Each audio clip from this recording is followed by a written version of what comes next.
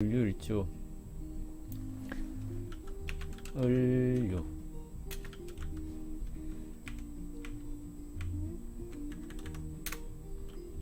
을류일주 천간의 을목은 간목이었던 시절에 배웠던 것들을 적극적으로 활용해서 자기의 영역을 넓혀가는 그런 기운이라고 얘기를 합니다. 그래서 뭔가 이렇게 갑자국에서 나왔던 을목은 처음 시작하는 을목이잖아요. 그래서 딱딱한 씨앗을 깨고 나와야 되는 불편함을 가지고 있는, 그래서 처음으로 느껴본 좌절, 이것을 알게 되는 것이 을목이라고 할 수 있다면, 이제 갑술국의 을목은 조금은 갑목이 처음 겪었던 세상에 대한 경험을 가지고 무모하게 새로운 출발을 했다라고 한다면, 을목은 갑목이 무모하게 도전해서 경험했던 실패와 좌절, 이런 것들을 다 알게 되는 단계의 갑술국의 을목이라고 얘기를 합니다. 근데 갑신국 들어선 을목은 갑술국에서 실패와 좌절, 이런 것들에 대한 경험을 자기 스스로가 분석해서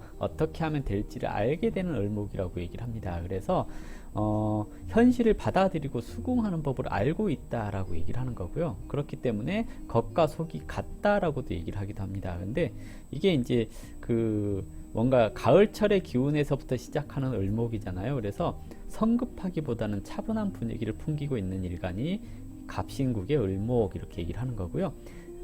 지지의 유금, 그러면 가을의 결실, 완성, 이것을 뜻하는 이 글자인데요. 갑자국의 유금은 개수를 만나서 완성된 물건을 사회에서 사용하고 활용하는 단계가 아니라 이러한 물건이 있다, 이러한 물건의 설명서는 이렇다라고 전달받는 과정에 개수를 만난 건데요. 갑신국의 을목을 만난 유금은 이 적절한 사용자를 만난 것을 얘기를 해요. 그래서 활용되지 못했던 완성품이 사용자를 만나서 활용하게 되는 것을 얘기를 하기 때문에 조금은 조심스럽게 움직이는 모습, 이렇게 얘기를 하는 거거든요. 그래서 좀 차분하고 의연해 보이지만 뭔가 불안한 모습을 가지고 있는 사람, 이렇게도 얘기를 합니다. 그래서 을류일주 그러면 기본적으로 이제 현실을 수긍하고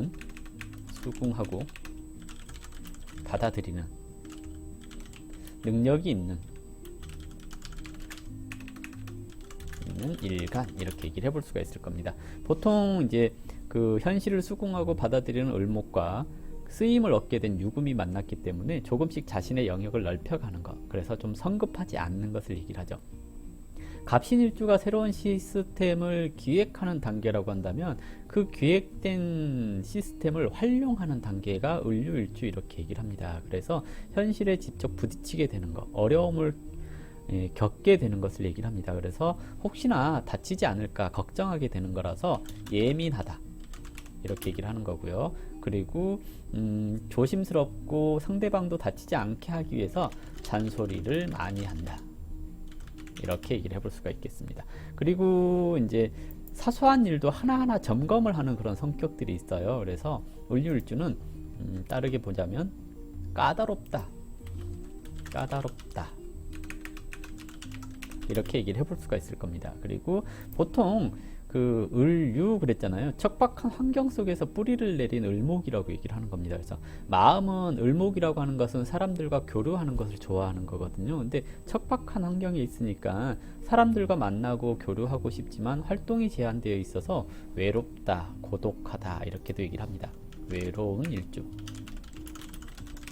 이렇게 얘기를 해볼 수가 있겠죠.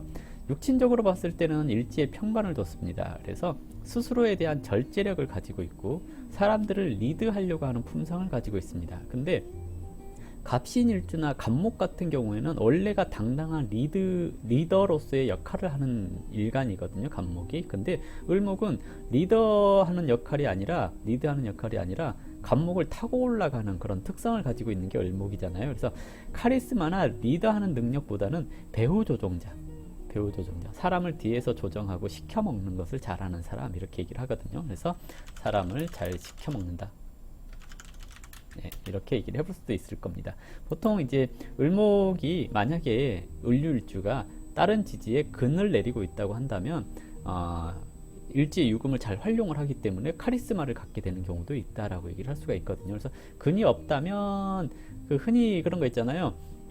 그 싸움 못하는 개가 짖는 소리만 요란하고 그러는 경우들이 있잖아요. 그런 것처럼 자존심 때문에 큰 소리 치고 잘할 수 있다라고 당당하게 얘기하는 그런 형태를 얘기를 하거든요. 근이 없다면. 하지만 근이 없다라는 것은 어떤 일을 유지해 나가는 능력이 부족한 것을 얘기를 합니다. 그래서 처음에만 싸납고 시간 지나면 부드러워지는 게 을목이라고 얘기를 할 수가 있습니다.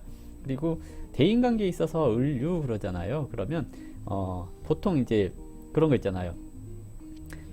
유중에 신금이 있어가지고 예민하고 날카로워요. 근데 유중에는 경금도 있잖아요. 그렇기 때문에 을경합하잖아요. 처음에는 쉽게 마음을 열지 못하지만 그래서 적극적으로 다가오는 사람들에 대해서 경계를 하지만 시간이 지나면 을경합하니까 누구보다도 친하게 되고 의지할 수 있는 그런 마음을 열게 되는 것을 얘기를 하거든요. 그래서 을류일주 처음 상대할 때만 까칠하다. 알고 보면 부드러운 사람이다 이렇게 얘기를 해볼 수도 있을 것 같습니다. 애정적인 성향에 있어서 이제 배우자궁이잖아요. 배우자궁에 평관을 뒀는데요.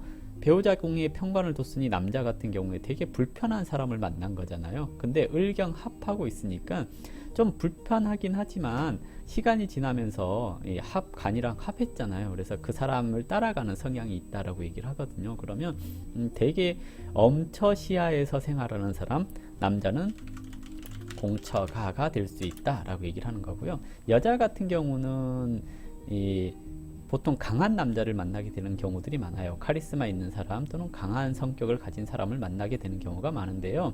을경합하고 있잖아요. 이게 암합했다라고 얘기를 해요. 이게 어떤 의미냐면 을목 자체가 되게 외로운 사람이라고 얘기를 했잖아요. 외로운 사람이기 때문에 누군가가 잘 보살펴주고 잘 챙겨주고 그러는 것이 좋거든요. 근데 그러지 못했을 경우에 이 사람이 누군가가 따뜻한 마음을 품고 다가오고 그러면 그 사람한테 넘어갈 수 있다는 것을 얘기를 하거든요. 그래서 여자의 경우 남자가 잘 챙겨주지 않으면 바람이 날 수도 있다. 이렇게 얘기를 해볼 수가 있겠죠. 특히 을류라고 하는 것은 자갈밭에 또는 아스팔트 위에 피어나는 꽃 같은 화초 같은 존재를 을류라고 얘기를 할 수 있거든요. 물상으로 보자면. 그렇기 때문에 그 임수라고 하는 홍수가 나면 이것이 휩쓸려 가는 경우가 많습니다. 아무튼 그래서 을류일주 같은 경우에 임수가 떠버리거나 그러면 다른 데 근이 없고 임수가 운에서 오고 그러면 이 척박한 환경에서 자라던 을목이 휩쓸려 내려가는 경우들이 많아요. 이렇게 되면 직장을 옮긴다거나 아니면 남자를 옮긴다거나 하는 일들이 발생할 수도 있습니다. 그래서 을류일주 외로움을 잘 타니 강한 척하지만 외로운 사람이니 옆에서 잘 보살펴주자, 잘 챙겨주자 이렇게 얘기를 해볼 수 있을 겁니다. 이게 갑신일주하고 을류일주 다 이렇게 절지에 들어가 있는 건데요. 갑신일주는 절처봉생한다 그래요. 신중에 임수가 있으니까 라고 얘기를 하는 거거든요. 근데 을류 같은 경우는 되게 저게 건조한 글자잖아요. 그렇기 때문에 절처봉생 이렇게 되지는 않고요. 한번 꺾이면 회생 불가 이렇게 얘기를 하기도 합니다. 그래서 강한 척 하지만 한번 무너지면 되게 약해질 수 있는 그런 일주가 을류일주라고 얘기를 하거든요. 그래서 무너지지 않도록 옆에서 잘 다독거려 줘야 될 필요가 있는 을목이라고 얘기를 해볼 수가 있을 겁니다. 이걸로 을류일주 마무리해 보도록 할게요. 됐지요?